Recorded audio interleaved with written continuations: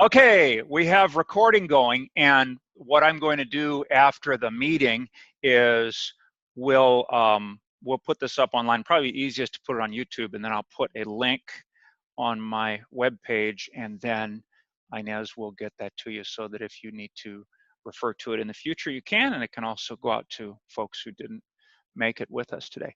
So thank you all very much for being here today.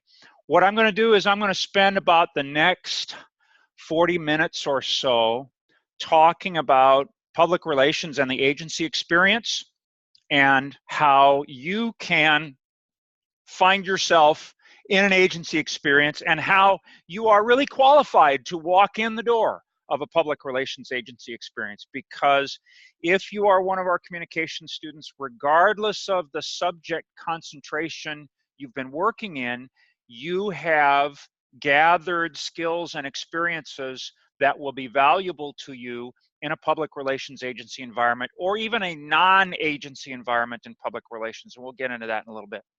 I'm coming to you from the Irvine campus, where we have our student-run public relations agency,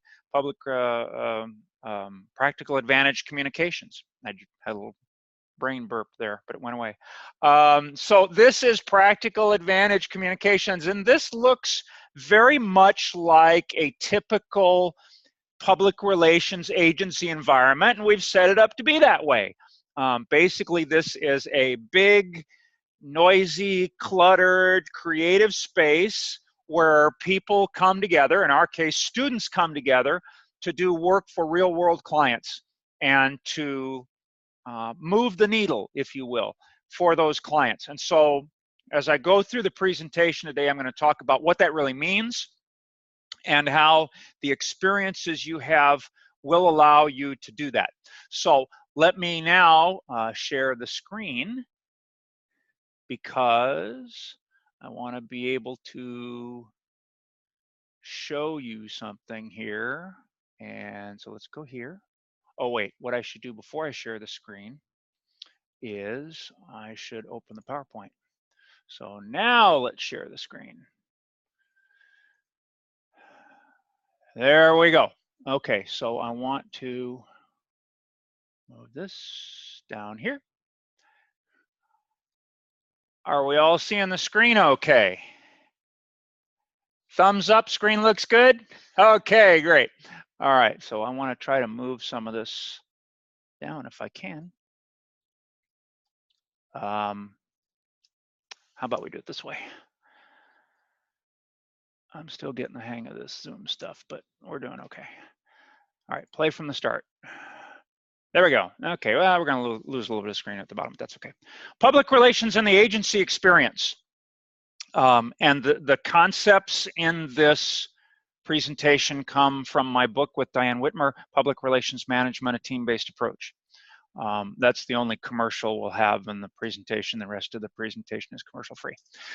Okay, so public relations. What is public relations all about? Public relations is an emphasis on relationships. Surprise, like you weren't expecting that. When we talk public relations, a lot of people who haven't taken a PR class don't really understand it. And, oh, I should also pause for a moment and say, if you have not taken a PR class, don't feel bad and don't feel that necessarily there's no place for you in public relations. I am an accredited public relations practitioner, which is the second to the highest level of accreditation through PRSA. I have been involved in public relations for many years. I teach public relations. I never took a single public relations course as an undergraduate or graduate student in college. Never. I got into it the other way through journalism and broadcasting. And so don't feel like if you've never taken a PR class, there's no place for you in PR, because as I'll point out in the presentation here, there is a place for you, and I'll show you how you get there. But PR is specialized communication. It is a management function. PR people are in the business of managing things. They are managing communication, and they are managing all the stuff that goes on behind the scenes in communications. PR is about the mutually beneficial relationship that we create between clients and publics. It's about synergy. It's about working together. Public relations practitioners work with and through a variety of systems. We work with corporate systems, we work with political systems, administrative, environmental, social, media, interpersonal. We work with systems and people to make relationships happen, make communications happen. PR involves understanding and managing relationships between people and the systems people use to communicate and do business. Now, at this point, you're going, whoa, this sounds really big. This sounds really complex. I don't know if I can manage all of this. Don't feel overwhelmed, because at some level, feeling overwhelmed is part of public relations. Many times over the years, I've been in the middle of a campaign or a project and I've gone, oh my God, how am I ever going to manage all this? But we do, we get through it.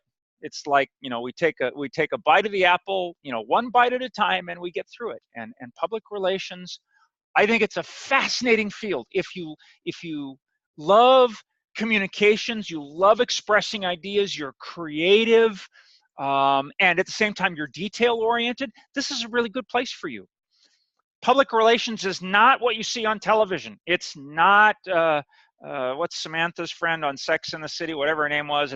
It's not walking the red carpet, drinking champagne, going to parties. That's not PR, okay? PR is what happened behind the scenes that put that party on. So, you know, just like police work is not what you see on TV, PR work is not what you see on TV either.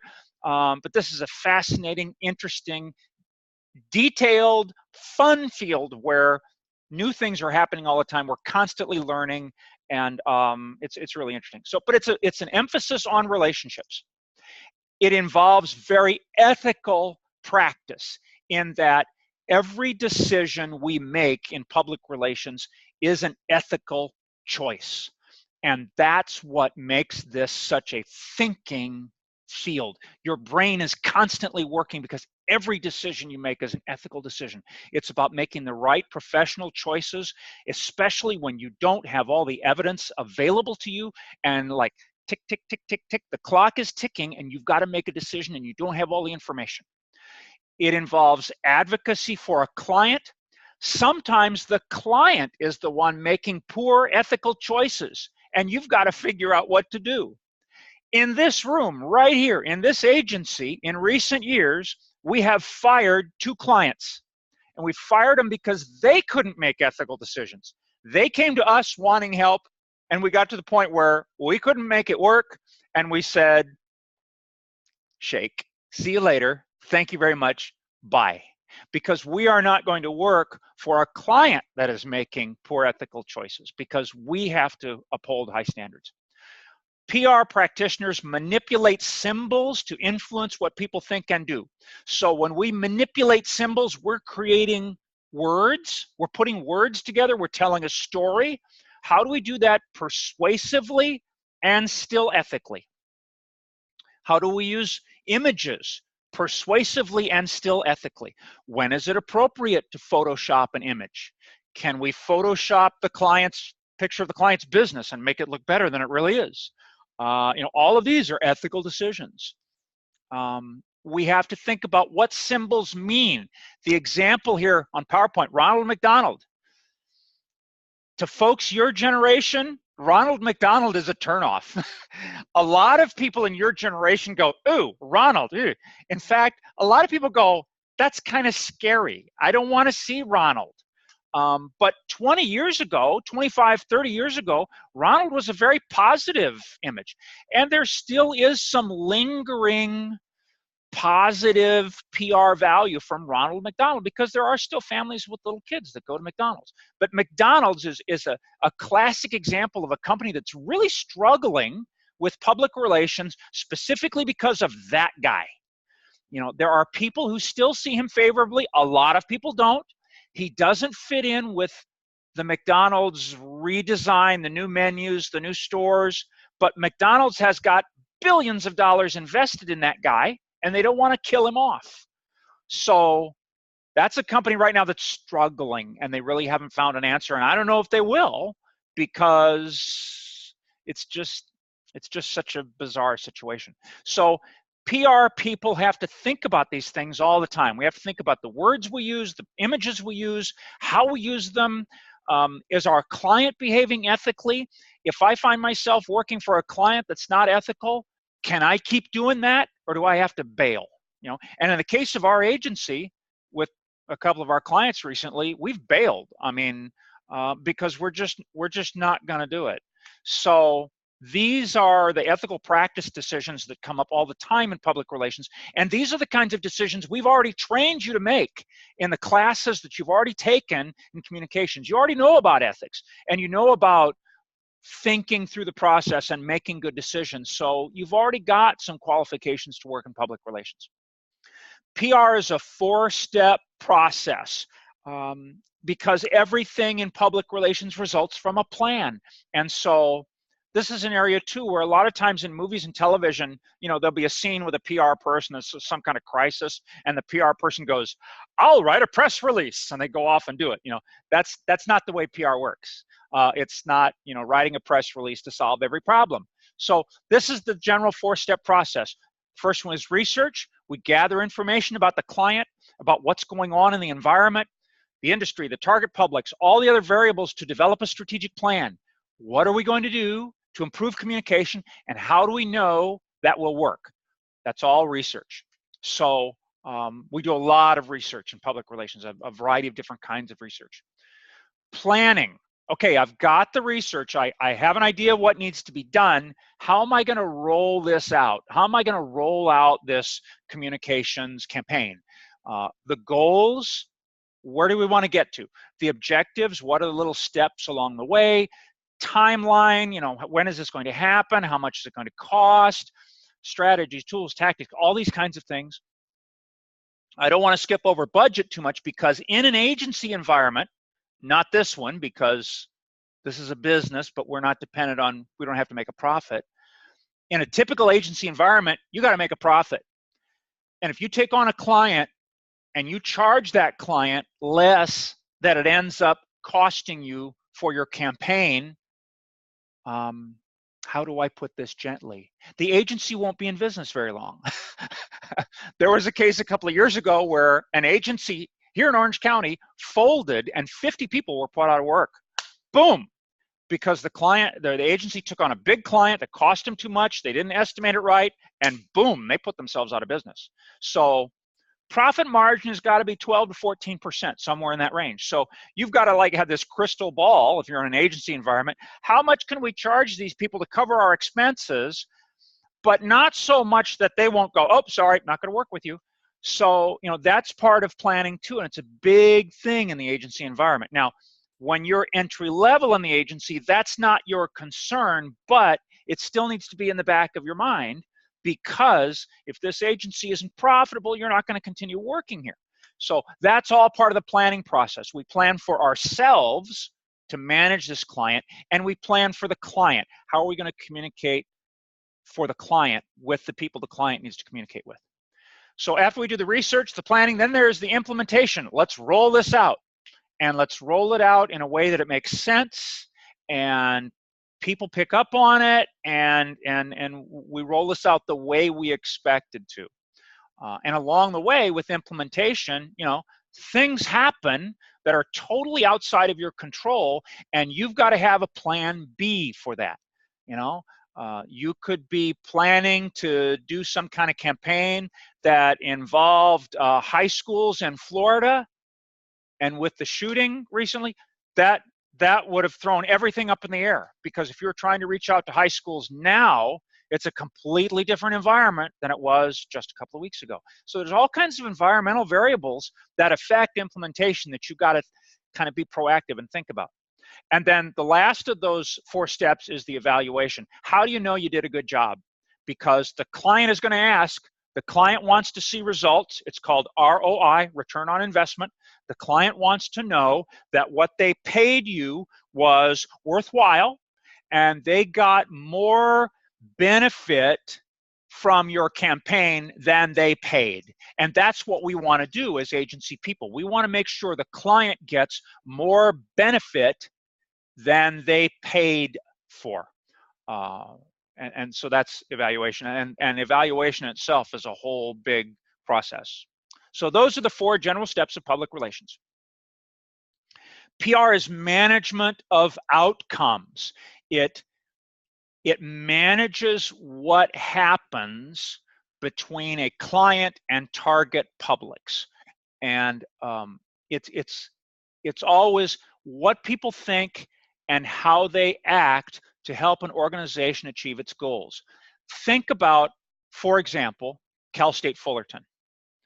Cal State Fullerton has what it's called, theirs is strategic communications. It's a whole office that helps the university communicate and manage the outcomes with publics. But think about all the publics that Cal State Fullerton as a university has to deal with. Of course, it has to communicate with students and faculty and staff. Staff are the people who work in the offices and cut the grass and do all those things that faculty don't do.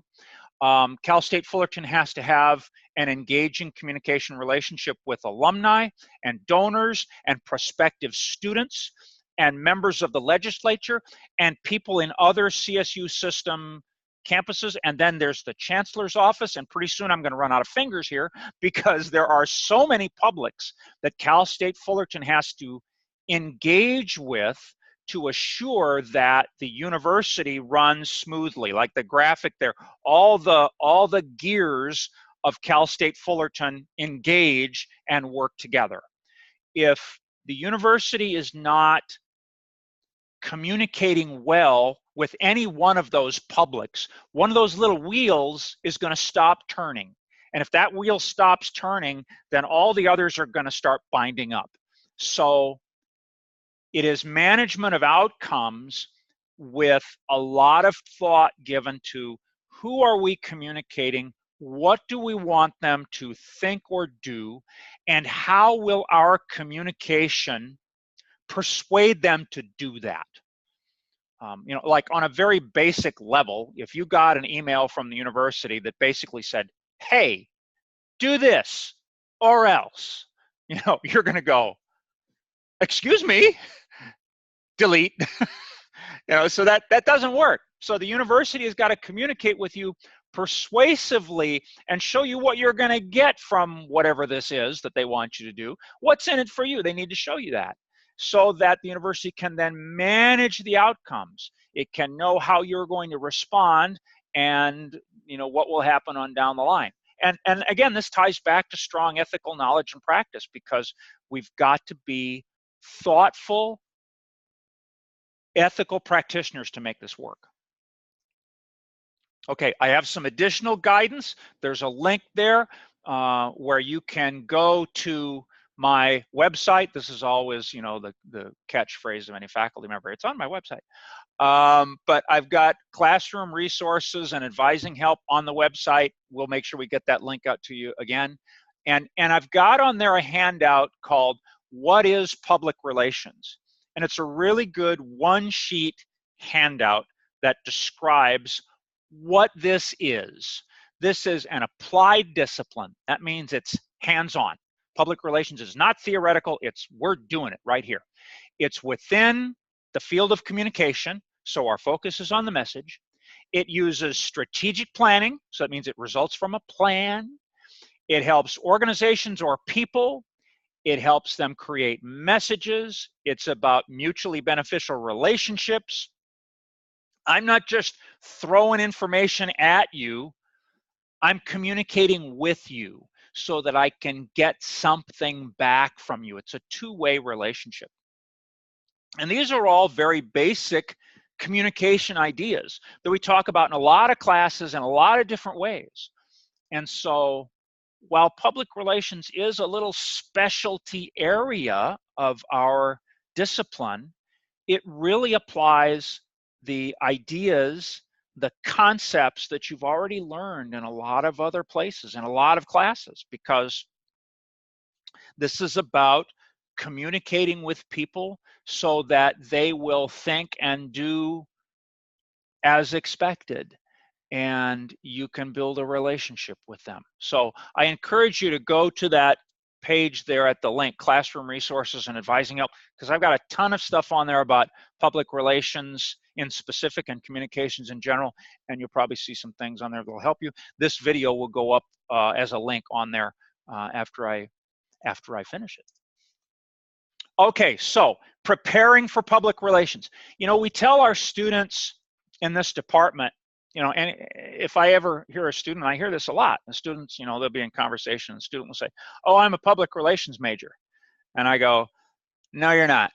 You're a communications major with a concentration in public relations, because there are no public relations majors at Cal State Fullerton. There are no journalism majors. There are no advertising majors. There are no entertainment and tourism majors. They're all communication majors.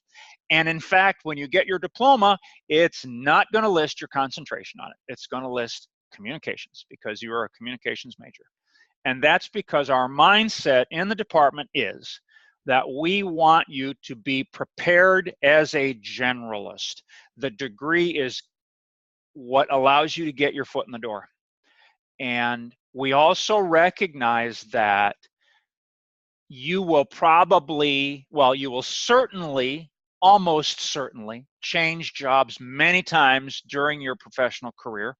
And we have actually surveyed recent graduates to find out where they ended up or where they are right now. And we did that back in 2014. And it's not at all predictable. People who graduated with a concentration in advertising, they're not all working in advertising. Some of them are, some of them in journalism, some of them in PR, some are in marketing. They're all over the place. And that's true with all of our students, regardless of concentration. They're all over the place. So your concentration does not restrict you to any particular area of the workplace. And that's something I think that's very, very good about our department and our curriculum and the way we've structured things. So don't think that as you move toward your departure from this place that you're in a box. We haven't put you in a box. So here are some ways that you can prepare for public relations. Let me step back a little bit. Clients need PR professionals to work with them because they lack the expertise that PR people offer. One of the reasons that we set up this student-run agency is because there are a lot of clients in the community, especially smaller clients, nonprofits, mom and pop businesses, smaller entities that want to have a more professional communication presence, and they simply can't do it. They don't know how. They don't know how. They don't have the time. They don't have the resources. I would estimate that somewhere in the neighborhood of 95% of the clients that come to us need social media help, for example. We have them all the way from, we had a nonprofit a couple of years ago, a very good nonprofit in Orange County that helps kids, had just one woman running it, and she came to us and she said, I know I need to do social media. I don't even know where to begin. Can you help me? And yes, we did. We've even had a big client. We've worked with Mazda Motorsports. 3 or 4 years ago, Mazda Motorsports came to us and they said, we need social media help. Can you help us? Long story short, Mazda's race car drivers did not know how to communicate with the media after the race. You know, the race would be over, the driver is here, the TV crew comes up, they put the microphone in front of the driver and they ask a question and the driver goes, I drove good. You know, that didn't cut it. So we had a team that put together a training manual for the drivers. This is what the media want. This is what they'll ask you. This is how they're going to do it. This is how you respond. This is how you're supposed to look. Da, da, da, da, da. And they, not only did they put the training manual together, they put it as an app on the phone. So the driver could go to his or her phone and get tips off the phone. So even big organizations like Mazda struggle with social media. So that's why clients come to an agency. They need the help that we can offer, and they can't do it on their own. So the most successful PR person in general, and a PR person working in an agency, has this kind of attitude, these bullet points here.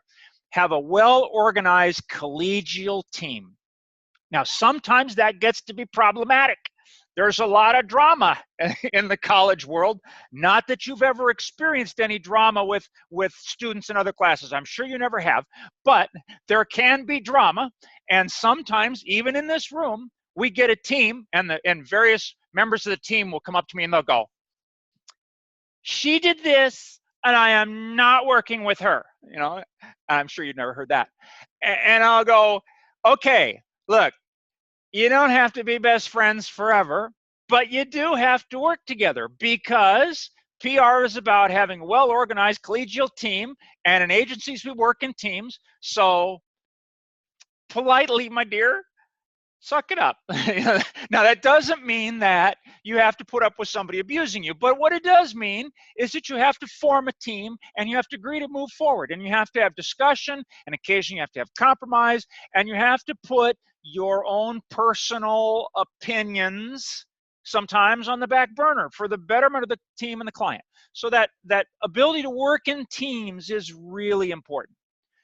You have to be thoughtful, inquisitive, attention to detail, all of those things.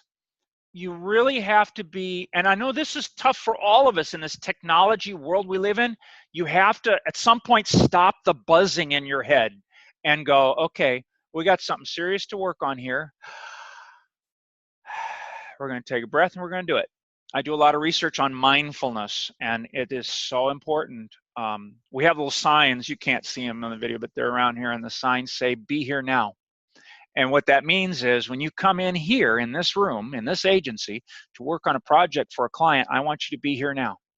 I want you to be thoughtful. I want you to have attention to detail. I want you to work with your team. I don't want you to be thinking about what you're having for dinner tonight. Oh, I need to stop at Albertsons on the way home. Oh, you know, what if I get a flat tire? Spring break is almost here. I can hardly wait. You know, all those other thoughts, you got to park them for right now, because we're here and we're working with this client, and we need that sense of urgency to get stuff done for the client, because the client doesn't wait, and the client doesn't care about what your personal problems are. So you got to be able to put that kind of stuff on hold.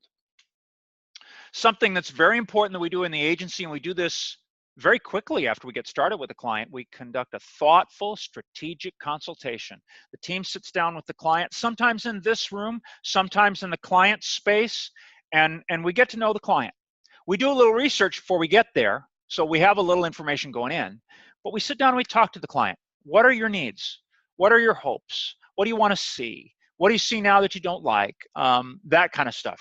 Because we want to understand the obvious issues, as it says there, and we also want to be sensitive to what's happening behind the scenes that might not be so obvious, because all of that affects the client's success too. I was at Cal Poly San Luis Obispo before I came here, and we had a student-run agency up there. And we had a client one time that was a nonprofit client. It was a human services organization working out of a little house in downtown San Luis Obispo. And things were just not coming together well. The team just wasn't making any progress, the student team. And it's because there were 3 women who worked in that office, and one at a time, they would each call up the student team and they would say, "Look, the other 2, they're doing this, and I don't want them doing that. They need to listen to me." And then the next one would call and they say, "Did she just call you? Because I want to tell you what she said, blah, blah, blah, blah, blah, blah."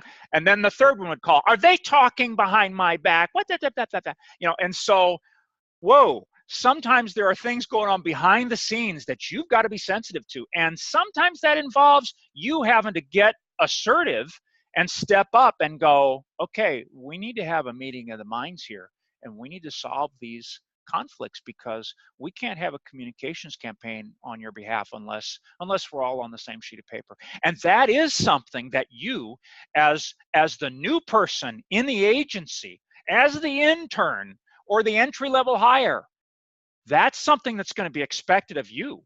The executives are going to throw you into that, and they're going to say, go meet with the client and figure out what's going on, and let's get this solved. And so that's where you really have to bring your sensitivity, your thoughtfulness, your interpersonal skills into play, because you will have to solve problems with the client that really have nothing to do with the campaign, but they are client problems that will prevent a successful campaign if you don't get a grip on them. Another preparation for PR is the last bullet there: begin development of a research-based plan and be ready for changes later. We have taught you in your classes to do research, to put together a plan, to write a thoughtful essay, term paper, whatever. You'll need to build on those skills in public relations, because public relations is very much based on research.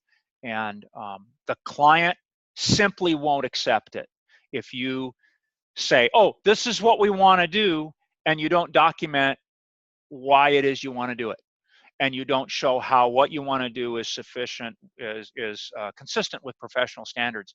The client simply will not accept that. So you've got to be ready to defend what you want to do, because the client will ask you to defend it. And I've been in those meetings, and it's not comfortable, where the client says, I see you want to do, XYZ. Why? What's your rationale? And if you don't have a rationale, you're in a bad way. Got to have a rationale. Got to be able to defend what it is you say the client needs. And I mentioned this already, educating the client. And this is true for all of you guys right now, regardless of what your concentration is or where you end up going or interning or whatever. You are going to have to educate the client. You're going to have to educate the older people that you work with and will be working with in the professional world, because you are transitioning from the role of student to the role of professional. And it's time for you to start thinking about how you're going to use the education you have received to train people as to what communication is all about. Specifically in the public relations world, the column on the left, this is the stuff the client knows that you don't know. The client knows its organization, its products, services, community, customers. It knows its general business standards. It knows the history. It knows all of that stuff. That the client knows all of that. You don't know that. But what you do know is on the right-hand side.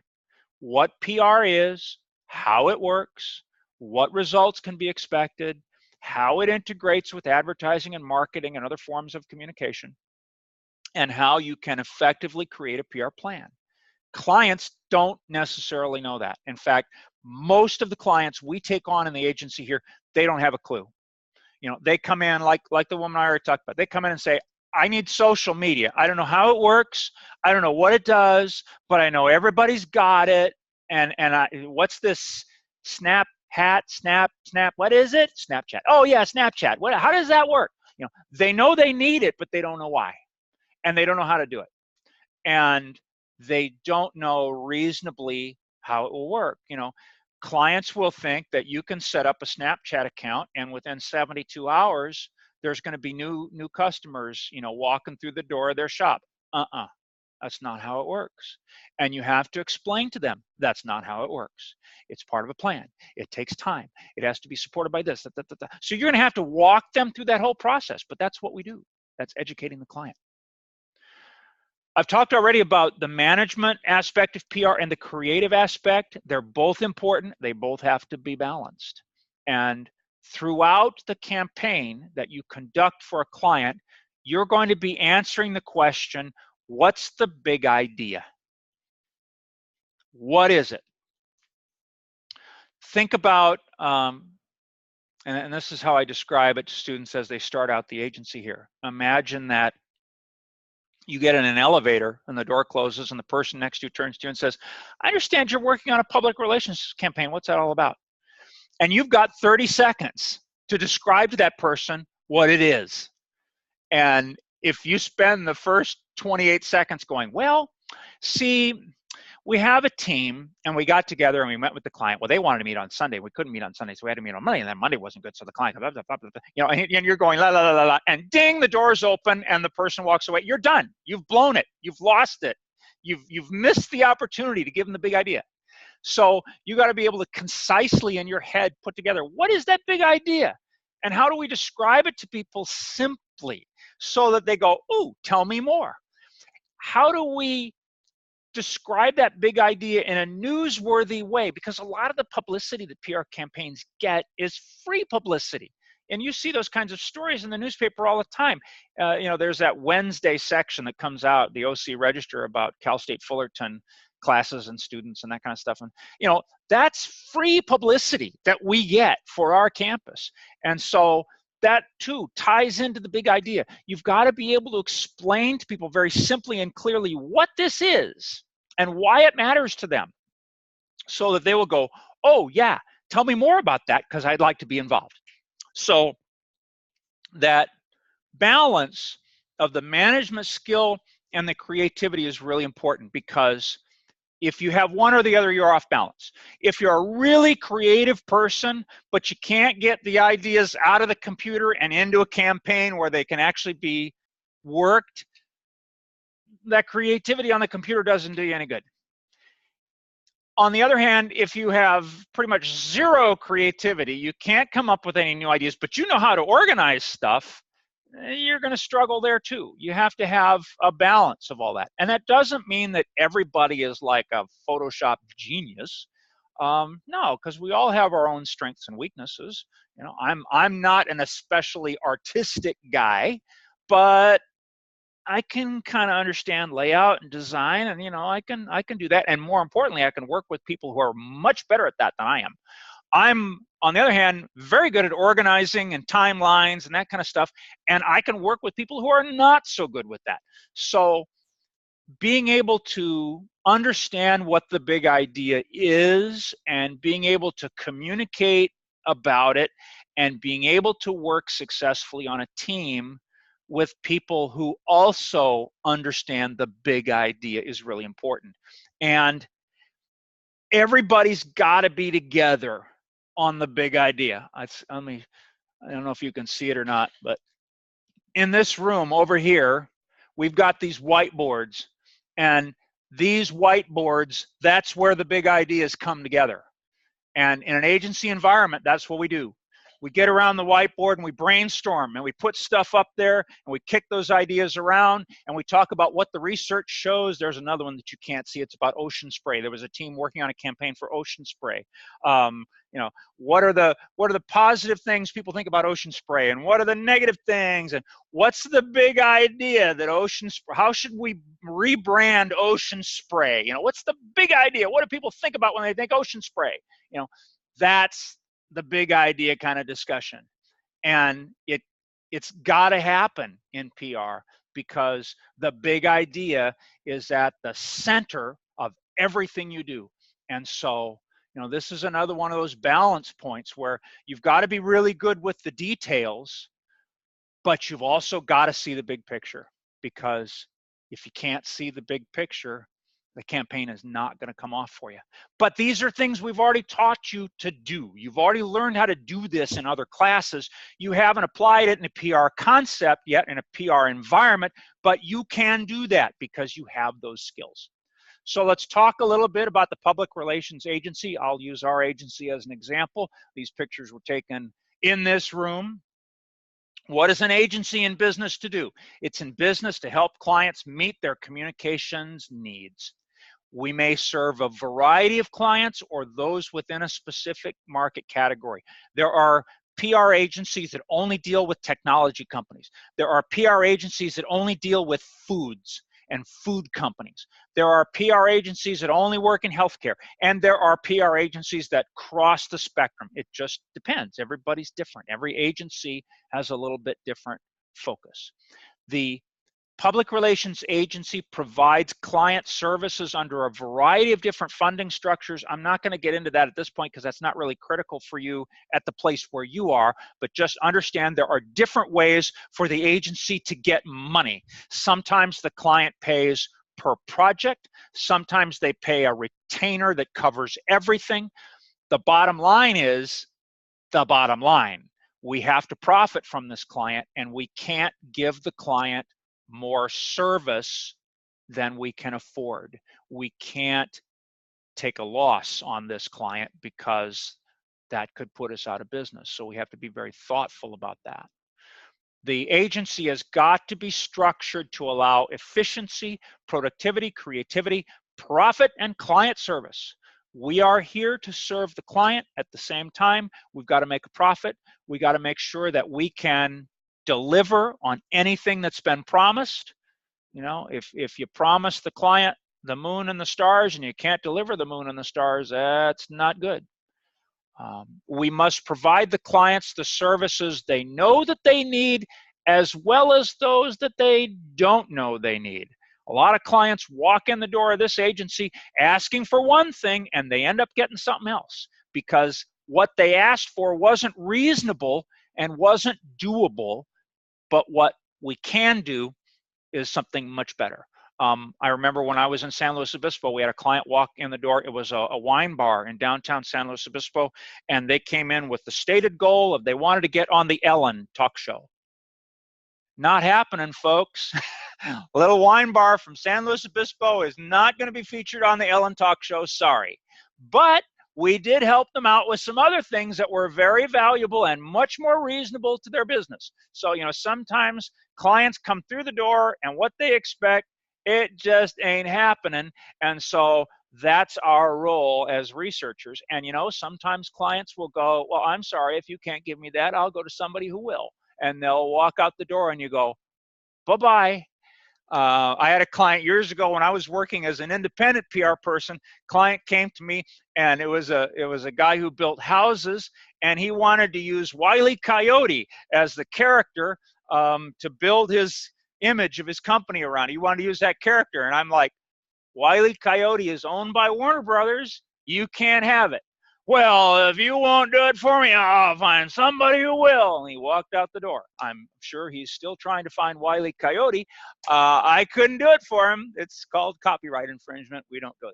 So, you know, sometimes clients are just not reasonable. You know, probably about 10% of the clients we work with, it just doesn't work out because we're not at the same place. But that's life. So, what do employers want from you? Here's what they want. They don't want necessarily for you to have PR background. That's not what's critical to them. And this is from a survey done in 2013 by Professor Gashin and I. We did this survey. We surveyed employers in Orange County, PR employers. Many of them had more than 20 years of experience. Most of them hire interns. We said, what do you want from entry-level people, whether they be interns or people being hired for a job? Number one, writing skill. You got to be a good writer. That's just critical. You've got to.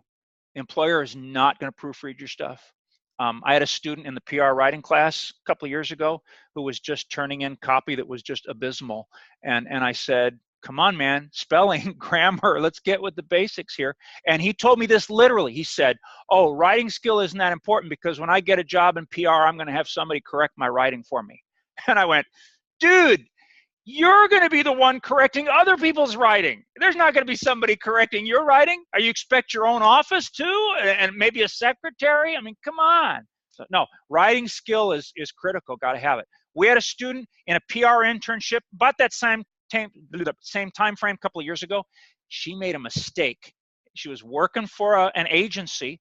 She was writing a news release about one of their clients, which was a company in New York State that sold high-level fancy chocolates, and she misspelled the company's name in a news release, and her boss didn't check it, and the news release went out to media all over the country with the client's name misspelled. She was damn lucky she didn't get fired. She didn't get fired, but she never touched another important piece of work the remainder of her time in that internship. She made photocopies and she made coffee, and that was it, because you don't make mistakes like that. So writing skills are critical. 84% rated that as the #1 skill. Digital and social media skills, and I don't need to tell you guys about this, you're digital natives.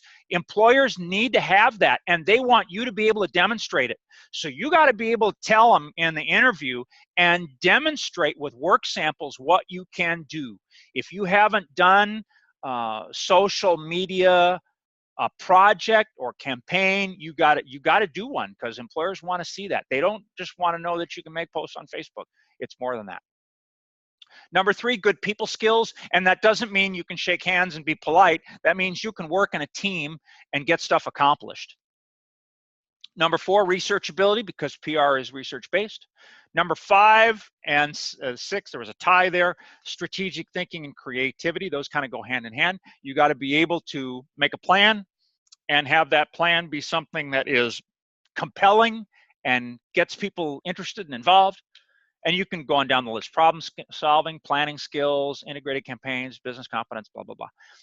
But that's the kind of stuff employers want. And they want to know, I'm actually surprised business competence came in so low, because I hear verbally from employers all the time, they want our interns and our new graduates to understand the business world. What is a vendor? What is a debit? What is a credit? What is an invoice? You know, all those kinds of business things.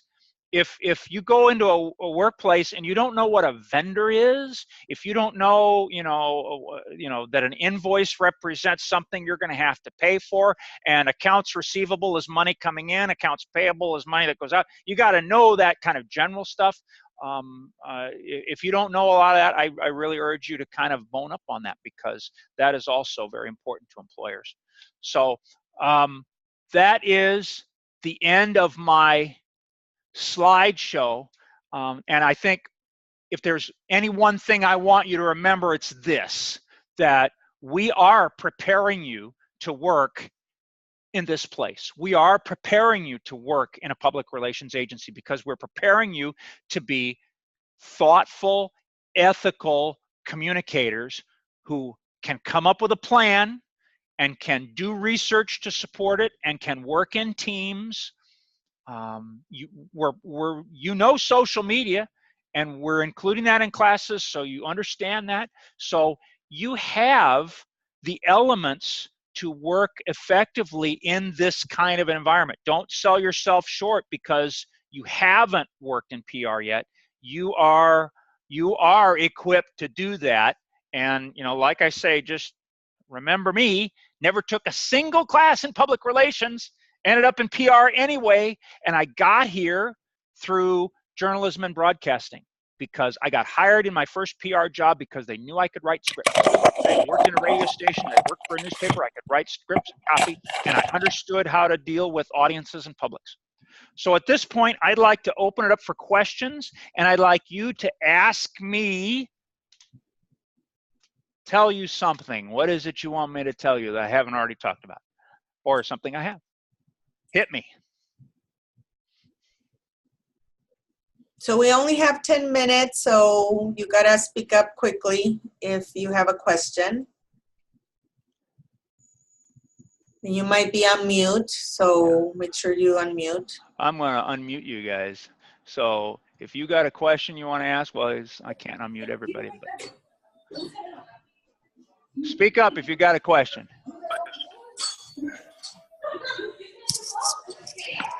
Someone unmuted, and we hear the background, but we don't hear the question. Okay. Hello? Hello. Who's this? Hi. Oh, can you hear me? Yes, I can. Who is this? Oh, thank God. Okay. I spent the whole time trying to figure out how to unmute myself. My name is Ruth. I didn't get to introduce myself at the beginning. Okay. But I heard the whole thing, and I was wondering, you said that you were going to put this up somewhere, like the presentation. I listened to the whole thing on the phone, so I didn't. Yeah. I think there's been an auto accident somewhere in somebody's background. All I hear is the crashing. Yeah. What Inez will get, because she's got the mailing list, she'll get you the link as soon as I'll probably put this in YouTube, and then I'll put the link on my website. So Inez will send you that link to get to it, so that you can watch the video, and I'll put it in the same place where I have the PowerPoint presentation. So yes. Okay. A day or two. Yeah. Thank you. Uh-huh. Perfect. All right. Who else has got a question? Hi, Doug. This is Miguel. You mentioned that you work with students through your agency, working with clients. Is this kind of like a class that you teach in Irvine, or is this something that students typically sign up for? Or how does that work for the most part? Yes, this is a class. It's one of the capstone options in public relations. It's COM 474. Practical Advantage Communications. It is open to students in the PR, advertising, and entertainment and tourism concentrations. The only concentration it's not open to is journalism, not because we don't like journalists, but because it doesn't really fit with their sequence. They want you in either Daily Titan or OCTV. However, if you were a journalism student and you wanted to take this as a capstone course, you could ask one of the instructors to substitute it, and they'd be willing to do that. So basically, it is a capstone course option where, and our thought on the agency, we established the agency in 2011. We wanted students to have hands-on experience doing a campaign or a project for a client as they transition out of the university. And we have graduated more than 600 students from the agency since 2011. And I have a whole list of people who have told me, I got my job based on what I did in the agency, more so than anything about my degree, because employers want to see what you can do, and the agency allows students to produce that. Gotcha. And is this course only offered in the Irvine campus? It is only offered at Irvine because we have to have this. We have to have the space for it. And it's a class, but it's really not a class. It's like you are in an agency, because this is a business, and we do collect revenues from many of the clients we work for. So yes, it is offered here. It's offered on Tuesdays and Thursdays. We have 3 back-to-back sections. So there's a section at 11:30, there's a section at 1, and there's a section at 2:30, always on Tuesday, Thursday here at Irvine. Great, interesting. Thank you. All right, and I'll put a link to the agency website in the collection of links that Inez will send to you. Other questions? Hi, Dr. Swanson. Thank you for talking with us. Yes. I'm curious because I come from a journalism background as well. I've moved into PR since I've transferred to Fullerton in the fall. But I was just curious, how do you think your journalism background has helped you in public relations? Oh my gosh, I wouldn't be sitting here today if I hadn't had it. Because, long story short, I went through a bachelor's program, and I was interested in radio. I worked in the campus radio station, and I worked in an off-campus radio station. And as soon as I graduated, I didn't go to work in radio right off the bat, because my last semester, I had to take one more class, and I was taking a class in newspaper copywriting. I had never written copy for a newspaper, but whatever. So I took this class, and the guy who was teaching the class was editor of the Roswell, New Mexico Daily Record. And midway through the semester, he said, "Hey, Swanson, you want a job? I'll hire you." And it was like, yo, I will. So I went to work in a newspaper, worked in the newspaper for a while, went back to radio, made the jump to television. And then later on down the line, when I was getting ready to go to graduate school, I needed a job to pay my way through graduate school, and there was a public relations agency hiring. I had never worked in PR, but as a journalist, I had worked with PR people, and I knew how to write copy. So I went into the interview, and they said, "Show us some samples of your writing." I was like, "Okay, here you go. And tell us about how you've worked with PR people." "Okay, I can tell you that." So I got a job in PR. And, because I knew how to manage a project, I knew how to work with other people, I knew how to do research, I knew how to write, and those are the core skills of public relations. So, if you've got those abilities, you can work in PR. Absolutely. Yeah, actually, my mentor at Mount SAC was someone who was also a journalist, and then she became someone in PR as well. So I'm very familiar with that. Yeah, it's really neat. I think I love the convergence of that. Yeah, here's a little secret too, and there has been a research study on this. 63% of the people who graduate with a degree in journalism eventually go to work in PR.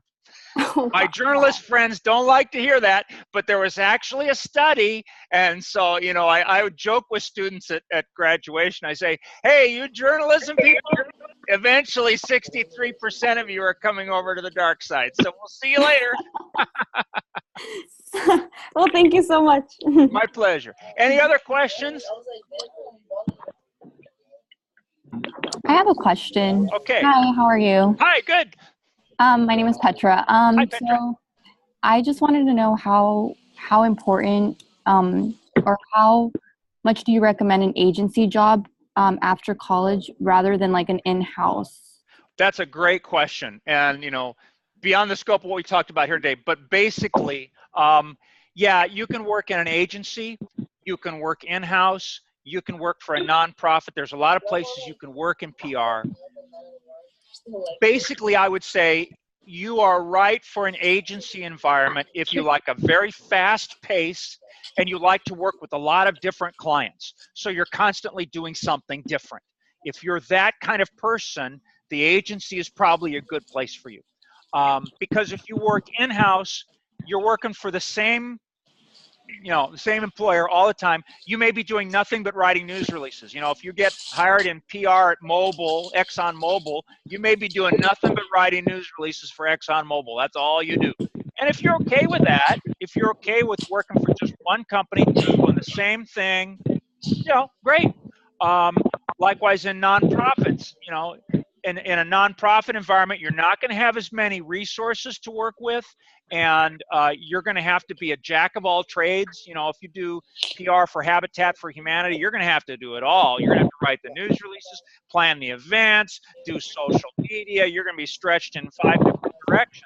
But if you're cool with that and you really believe in your heart in Habitat for Humanity, you're in the right place. So it all boils down to what kind of environment you like to work in. And there's a lot of websites and blogs and publications about those different kind of environments. And so, you know, that's something you want to think of. If you're headed into public relations, that's something you want to think about. Where would I feel most comfortable? At the same time, that doesn't mean you shouldn't try something else just to get some experience. You know, my first PR experience was in an agency environment. And there were some days, man, we were going 90 miles an hour. It was just crazy. The vice president that we worked for, early in her career, she was the executive assistant to Dick Clark. So, she was like living like this. Everything had to be now, go, go, go, go. And so I wouldn't want to work in that kind of environment all the time, but it was great experience. And so I think, you know, don't turn something down just because you think you don't want to, you know, always be there. There's great learning that can happen, and every one of those experiences can open a door for you. You could go to work in nonprofit thinking, well, this isn't really what I wanted to do, but I'll do it for a while. That could open a door to something else. So I think what's really most important is that you feel like you've got an emotional connection with the employer. You really would like to work there, and you feel like you could learn something and it could add to your skill set. If that's the case, do it. Okay, thank you. Just as another example, real quick, 4 or 5 years ago, I had a student do an internship at TMZ, and it was a PR student. And she came back after the internship. She went, oh my God, I hated it. I hated it. They're sharks. They're vicious. It's terrible. But she said, I learned so much. And so even though she hated it and would never want to go back there again, she took a whole lot of learning from that experience. So, you know, look at these things, especially an internship. Look at it as like a temporary learning opportunity on the road of life. And, you know, you could walk out of there going, I love it. You could walk out of there going, I hate it.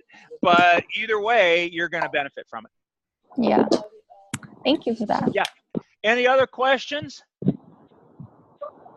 So it's 3:02, and I want to thank Dr. Swanson for this really fantastic presentation. The purpose of this was to make sure that you understand how an agency runs.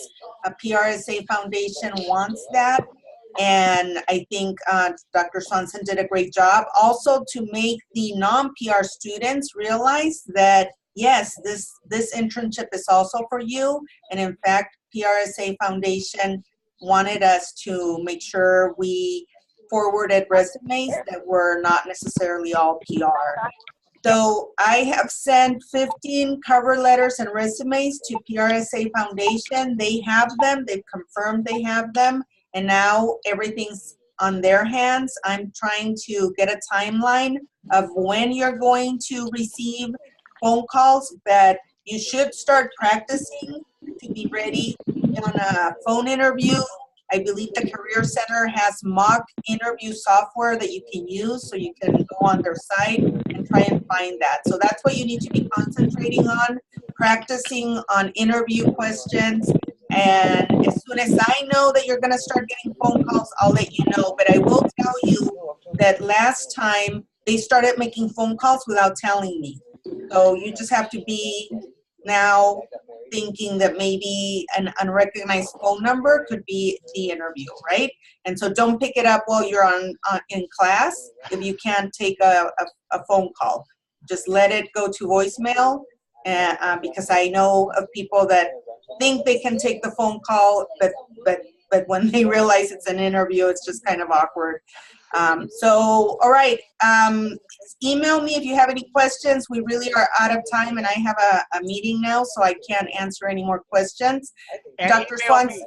If you guys have anything you want to ask later, email me. I'm happy to help. Great. Thank you so much, everyone, for participating. Good luck. Bye. Thank you. Bye. Thank you. Okay, bye. Bye.